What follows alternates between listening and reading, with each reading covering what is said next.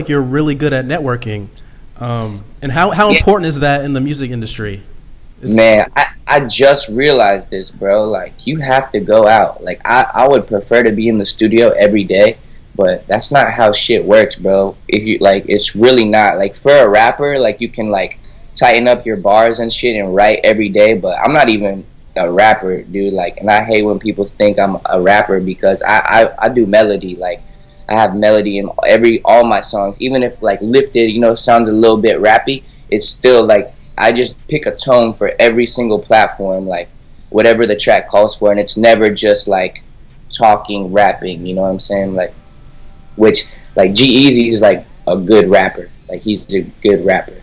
And, like, Mac Miller's a good rapper, but my shit doesn't sound like rap. Like, so, what was that? What would you just ask me, though, before that? The networking. How important is networking to making it in the music industry?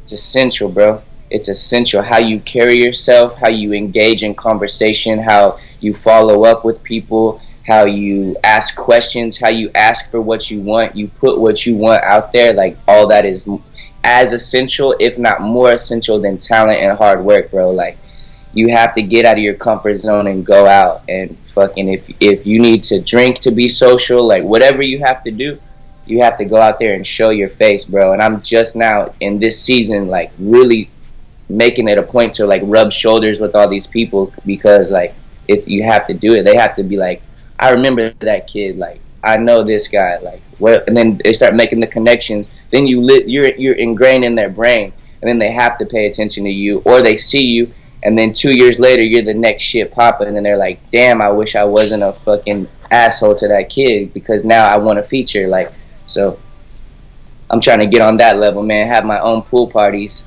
And it'll come, man. Consistency is the key to a champion. Man, appreciate it. I'm definitely still fighting away, man. Still chipping away over here. But yes, networking is everything, man. Everything. Yeah, I was doing some creeping on your Instagram. I see you've been hanging around with The Game recently. Yeah. How has he been influential in your process, and, like, what exactly has he been working on with you? Well, so I'm with. I really, I mentioned Bongo earlier. Mm-hmm. Bongo, his music got past The Game or whatever, so he did, like, a bunch of the documentary, and so, like, he just always with The Game. And then one day he was like, yo, you want to go to this Game session at Chalice? And Chalice is, like, a really badass fucking studio out here, like, huge. Like, I was like, yeah, bro, like, I'll come through.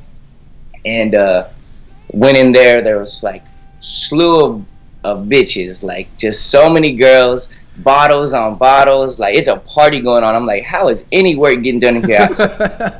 I walk in and Game, like, immediately, like, I open the door and he's like, damn, who's this fly ass fucking white boy? Like, yeah, it made me feel comfortable, like, from the get-go. I was like, all right, he's cool. This is gonna be all right, because I didn't know if he had, like, a big ego.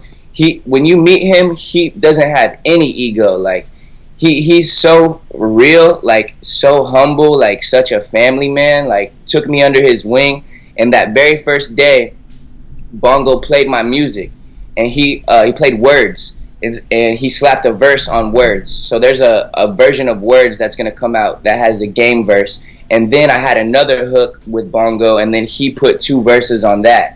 Just my first time to meet him in front of all these girls, they're playing my shit. I was like, all right, this is really dope. And yeah, other than that, I've been in with him a lot at his other studio, which now that his old studio has just been handed down to me to work at whenever I want, because he got a new studio. So yeah, he's, like, really one of the first people who's had mainstream success that's taken me under their wing, kind of. And what has been most influential to me from Game is how he treats others, and how he knows how to control a room just with his vibe. Like, there's not gonna be, like, 20 people here and he's paying attention to 2. He acknowledges everybody, and it makes the vibe better. And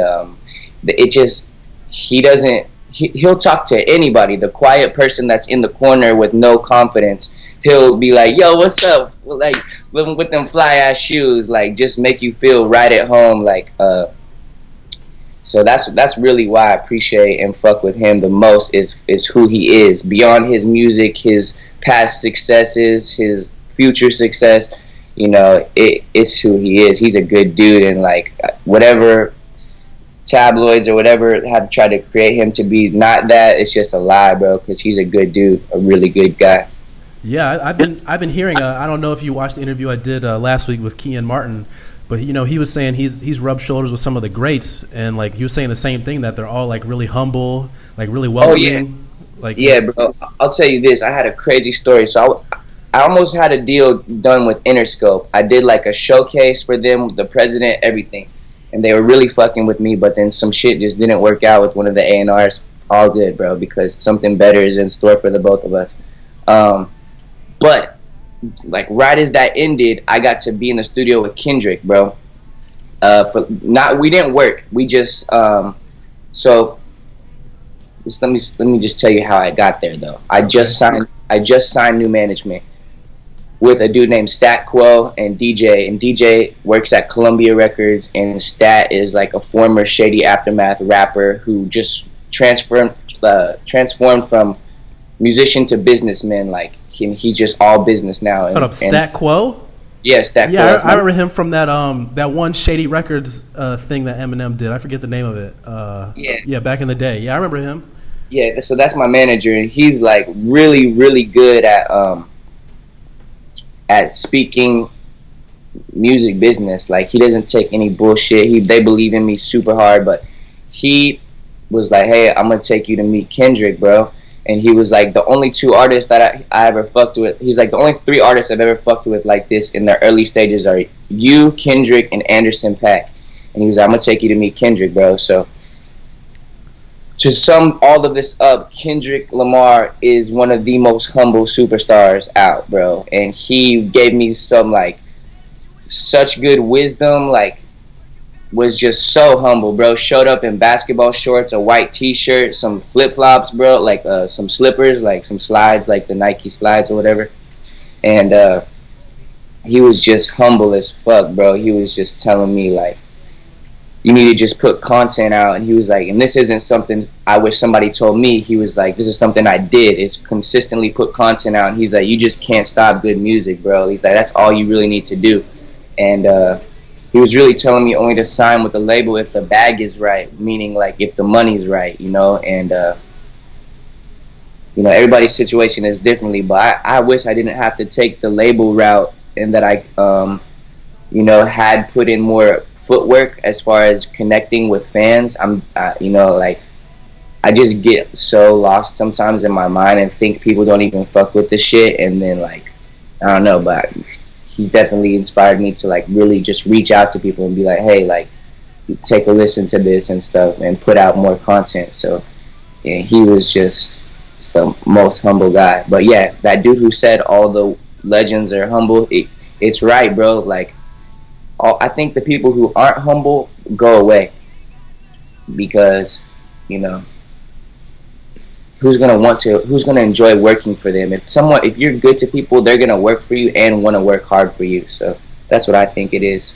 And your team is everything, and if you're helping them, it's gonna make their job easier, and then they can do their thing better than they did. So that's some wise words right there, man. Yeah, definitely got a lot of wisdom blessed upon my ears, bro. So just like been a huge year for learning and humility. So it's like, you know, and I'm always like, when people are like, man, your shit is so amazing, like I would love to send you some new tracks, because it really is like, you know, on a whole nother level, bro. Like just the best music I've ever made. And when people tell me like, man, it's so amazing, you're like next up, I just say, man, all the glory to God, because I'm just a human. Like real talk, like I'm just a human. He could just take everything away at any moment. So for me to even go this long is like, it's a blessing, bro. Yeah, man, I would love that. I would definitely like, you know, listen to him. I can send you my email address after this, so you can show him my way. Yeah. You know, I'll let you know what I think or whatever. Yeah, please. We'll keep this line of communication open, bro, because I always need to call on people, and it's like, usually when I like introduce myself to somebody, it's not the end of it. I'm like calling them randomly, be like, hey, what you think about this? Or just be like, yo, how's your day going? Like, that's how I am now, because I've lost so many friends from having ego and stuff. It's like now I like make up for that by just really loving people and like seeing things through, like seeing relationships through. I still have conversations with my mom to this day about her like kind of worried about me, you know, simply because of money, like, you know. But you know, I have a hot shower every day, bro, and I'm doing all right out here. So it's like